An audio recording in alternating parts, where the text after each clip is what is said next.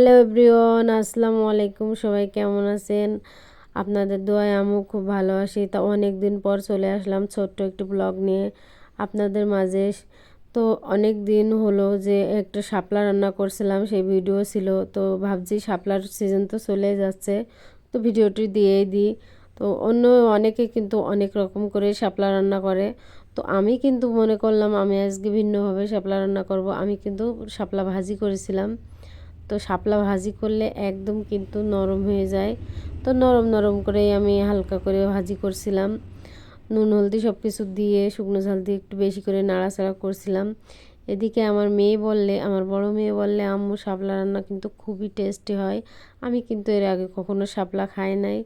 তো ইউটিউবে, ফেসবুকে, টিকটকে দেখছি শাপলা রান্নার ধুম পড়ে গেছে সিজনের সময়। তো ভাবছি সবাই রান্না করছে যখন আমিও একটু রান্না করে খেয়েই দেখি যে এর ভিতরে কী এমন স্বাদ আছে। তো একটু জিরাও দিয়ে দিলাম, গুঁড়া জিরাও দিয়েছি। তো একটু আস্ত জিরা দিয়ে দিলাম, কেমন লাগে দেখি স্বাদটা। তো যেই কথা সেই কাজ, আমার মেয়ে শাপলা নিয়ে হাজির। তো ভাবলাম তো আজকে রান্না করি। তা রান্না প্রায় শেষের পথে, দেখেন কতটুকু হয়ে গেছে। শাপলা কিন্তু কটিক ছিল, কতগুলো দেখা যাচ্ছিল, আর এখন দেখেন কতটুকু হয়ে গেছে। এবার তেল ছেড়ে দিয়েছে, দেখেন পুরো তেলটাই ছেড়ে দিয়েছে। আমার মেয়ে বললে আম্মু এটা ভাজা ভাজা করতে, আর একটু ভাজা ভাজা করতে। তো আমি বেশি বেশি করে ভাজা ভাজা করে বেশি বেশি করে নাড়াচাড়া করলাম। নাড়াচাড়া করে ফাইনালি লুক দেখতে কেমন জানি লাগে। তো খাওয়ার সময় কিন্তু খুবই টেস্ট লাগছিল, অনেক মজা লেগেছে আমার কাছে। আমি এই সর্বপ্রথম শাপলা রান্না খাইছি। আমার মেয়ে তারপরে খেয়ে টেস্ট করছে যে আম্মু আমি খেয়ে একটু টেস্ট করি দেখি কেমন লেগেছে। আমার মেয়ে ফার্স্ট কিন্তু খেয়েছে, এর আগে আমার মেয়ে খেয়েছে কিন্তু আমি ফার্স্ট খাইছি।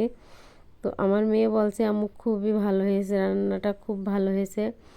অনেকে এটা কচুরলতির মতো করে রান্না করে, চিংড়ি মাছ দিয়ে, মানে যার যেমন পছন্দ সে তেমনভাবে রান্না করে শাপলাটা। আমার মেয়ে বলছে আম্মু শাপলা রান্না শেষ, এবার কি কি রান্না করছো সব কিছু নিয়ে আসো, সব কিছু অল্প অল্প করে একটু টেস্ট করব। তো প্রথমে শাপলা রান্না খাচ্ছে। শাপলা রান্না খেতেও সে খুবই প্রশংসা করছে, আম্মু খুবই মজা লেগেছে।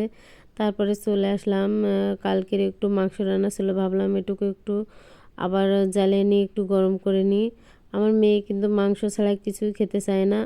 ও কিন্তু মাংস ডিম ছাড়া কিছু খেতে চায় না। এখনকার ছেলে মেয়ে যে কি, আগে আমরা কত পেঁয়াজ ডলেও ভাত খেয়েছি, আমাদের খুবই মজা লেগেছে, কিন্তু এখনকার বাচ্চারা মাংস ছাড়া কিছুই খেতে চায় না। তারপরে রান্না করছিলাম ঝুপি কচু দিয়ে আর পাঙাশ মাছ দিয়ে। এই তরকারিটা আমার কিন্তু খুবই পছন্দ। আসলে এই কচুটা দিয়ে অনেক সময় এটা দিয়ে বেগুন দিয়ে রান্না করা হয়, অনেক সময় ইলিশ মাছ দিয়ে রান্না করা হয়, অনেক সময় পুঁই শাক দিয়ে রান্না করা হয়। এই ঝুপি কচুটা অনেকে ষাঁড়ে কচু বলে, ষাঁড় কচু বলে থাকে, কচুর মুখিও অনেকে বলে, এক এক জায়গায় এক এক রকমের এই কচুটার নাম হয়ে থাকে। তো ভিডিওটি শেষ করছি, ভালো থাকবেন সবাই, টাটা।